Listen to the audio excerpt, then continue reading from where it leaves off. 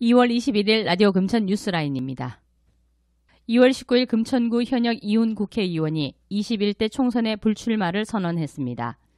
투표일을 56일 앞둔 시점에 불출마 선언을 하게 된 배경에는 사생활이 언론에 거론되면서 당에서 부담을 느낀 것으로 해석이 됩니다. 특히 지난 1월 더불어민주당이 영입한 원종원 씨에 대한 미투 폭로자가 나오면서 관련 문제에 대해 민주당의 부담이 높아져 있는 상황입니다. 그동안 이훈 의원은 해당 문제에 대해 소상히 해명했고 당도 이해하고 있다고 밝혀왔지만 보도자료를 통해 억울하고 속상하다면서도 저에 대한 작은 논란조차 본의 아니게 당에 누를 끼칠 수 있다는 결론을 내렸다고 밝혔습니다. 한편 이훈 의원은 사생활 논란 관련 라디오 금천과의 인터뷰에서 사실이 아님을 해명한 바 있습니다. 이 의원은 처음에 이 문제를 제기한 여성은 이미 2년 전 사실이 아니고 죄송하다는 이메일을 보내고 사과한 적이 있다. 그렇게 마무리될 줄 알았는데 작년 말 후보자 검증위원회를 앞두고 대량으로 유포됐다. 유포한 사람은 당사자인 것처럼 했지만 당사자가 아니었다. 지금 유포자를 고소고발한 상태이고 찾고 있는데 익명을 가장한 가명으로 확인할 수 없는 사람이라 경찰에서 찾고 있다. 경찰은 허위 사실임을 확증했고 선거관리위원회에 통보한 것으로 알고 있다고 말했습니다. 또한 정밀심사 대상이라는 언론 보도에 대해서는 후보검증위원회는 정밀심사 대상자는 후보 검증 시 당신은 정밀심사 대상자라고 통보하는데 저는 적격 판정을 받았다. 다만 이 문제가 언론에서도 나오고 있으니 공천심사위원회에서는 한 번은 살펴보라는 수준인 것으로 알고 있다. 이게 실제 정밀심사 대상자와 섞여 언론에 나가는 바람에 지금 너무 어려운 처지가 됐다고 어려움을 토로한 바 있습니다. 한편 이훈 의원의 불출마 선언과 함께 이후 거취에 따라 차성수, 이목희, 조상호 후보의 경선에 큰 영향을 미칠 것으로 보입니다. 서울시는 코로나19에 의한 피해 예방 및 확산 방지를 위해 어르신과 장애인, 쪽박 주민 등이 이용하는 복지시설 방역관리에 총력을 기울인다고 밝혔습니다. 대상 시설은 양로원, 노인종합복지관 등 어르신 생활 이용시설 4,474개소와 장애인 생활 이용시설 631개소, 노숙인 자활시설 77개소, 종합복지관 98개소 등 총 5,280개소로 종합사회복지관 등 다수 시민들이 이용하는 다중이용복지시설에 대해 방역 및 상시 소독을 실시합니다. 이와 함께 서울시는 복지시설에 2월 18일까지 마스크 204만 개를 배부했고 손소독제 12,165개를 비치했으며 지역사회에 거주하는 독거 어르신 29,600명에 대해서는 노인생활지원사 2,594명이 주 2회 안부 확인을 실시하고 코로나19 예방 행동 요령을 안내하고 있습니다. 금천구 보건소가 코로나19 예방 방역 소독 업무를 수행할 기간제 근로자 8명을 선발합니다. 업무는 방역 취약 지역과 민원 발생 지역 등 소독 및 순찰, 감염병 예방 및 확산 방지를 위한 방역 소독, 감염병 예방 사업 지원 및 보조 등이며 계약 기간은 3월 2일부터 5월 31일까지입니다. 접수는 2월 25일까지이며 자세한 내용은 금천구 보건소 건강증진과 또는 금천구 지역재난안전대책본부로 문의하시면 됩니다. 유성은 금천구청장이 지난 14일 전통시장인 현대시장을 찾아 상인들과 점심 간담회를 실시했습니다. 이날 간담회는 코로나19 발생에 따라 위축된 소비 심리를 회복하고 전통시장 활성화를 위해 마련됐습니다.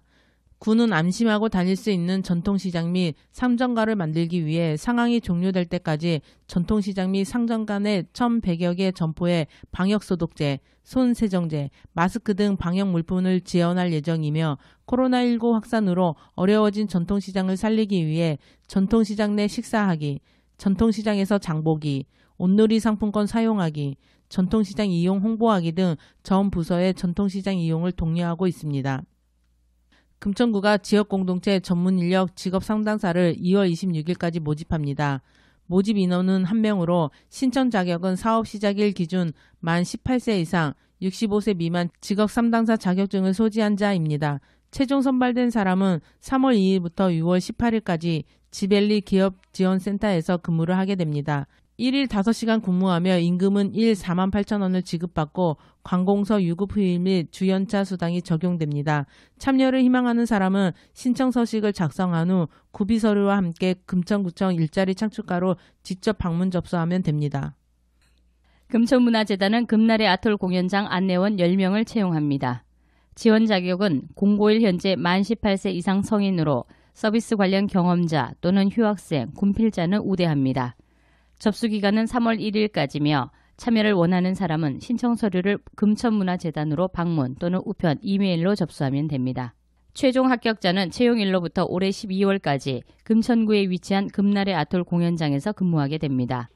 공연당 4시간 내외로 근무할 수 있어 휴학생이나 전업주부도 부담 없이 근무할 수 있으며 임금은 금천구 생활임금을 적용해 지급합니다. 자세한 사항은 금천문화재단 홈페이지를 확인하거나 금천문화재단 문화사업팀으로 문의하면 안내받을 수 있습니다.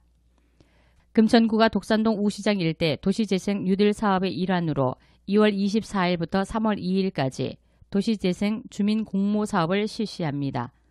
주민공모사업 분야 10건, 기획공모 분야 4건, 총 14건의 사업을 선정할 예정입니다.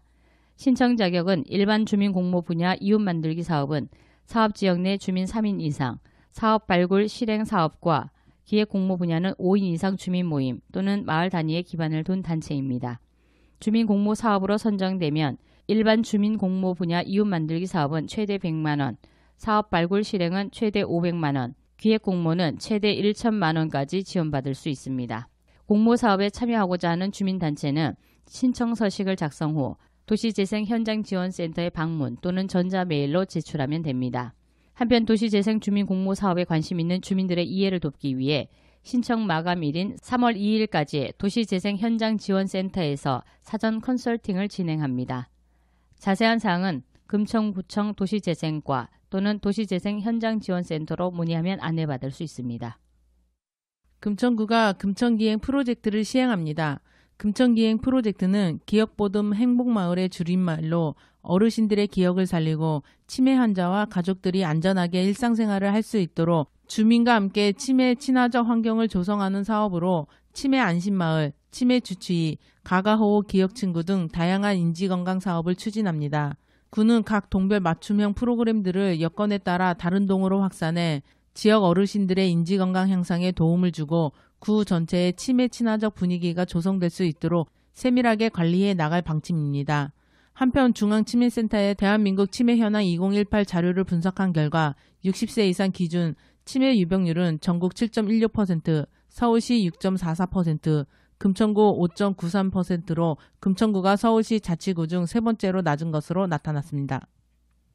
서울시는 질소산화물, 황산화물 등 미세먼지를 유발하는 소규모 사업장 및 상업용 건축물을 대상으로 예산 총액 116억 원을 투입하는 맞춤형 오염물질 방지시설 설치 지원 사업을 시행합니다.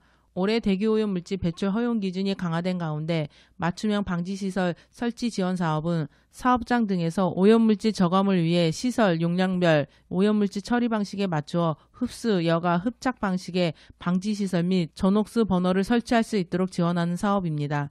지원 대상은 중소기업, 비영리 법인 단체 등으로 독산일동 일부가 포함된 미세먼지 집중관리구역 내 사업장, 노후 방지시설 운영 사업장, 주거지 인근에 위치한 민원유발 사업장을 우선 지원할 계획이며 전옥수 버너는 제조업 사업장을 우선으로 지원할 계획입니다.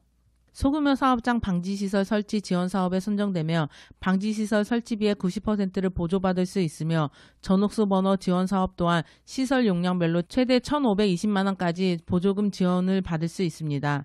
참여 신청은 소규모 사업장 방지시설 지원 사업은 사업장 소재 관할 자치구 환경 담당 부서에, 전옥수 버너 지원 사업은 서울시 대기정책과에 3월 13일까지 사업 참여 신청서 및 관련 서류를 접수하면 됩니다. 제2차 서울시 도시계획위원회에서 금천구 독산일동 147 일대 복숭아 마을을 관리형 주거 환경 개선 사업 정비계획 결정 및 정비구역 지정안에 대해 조건부 가결했습니다.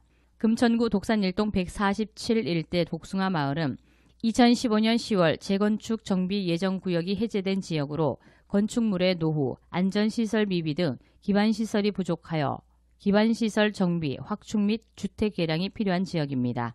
해당 정비 계획에 따르면 가로 개선 사업, 안전시설 개선과 신규 설치 등 기반시설 정비 및 주민 공동 이용 시설 조성 등 복숭아 마을의 특색이 반영된 3개 부문 13개 사업을 추진할 예정으로 2020년 기본 및 실시 설계를 거쳐 2020년에서 21년까지 공사를 완료할 계획이며 개별 노후 주택 집수리 활성화를 위해 가꿈 주택 사업 및 주택 개량 비용 융자 사업 등을 통해 지원할 계획입니다.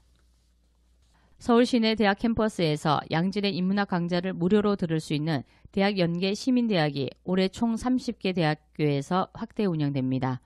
대학 연계 시민대학은 서울자유시민대학의 자체 인프라를 넘어 서울에 있는 각 대학 캠퍼스에서 학교별로 특화된 우수 인문학 강좌를 제공하는 평생학습 프로그램으로 올해 총 30개 대학이 참여합니다.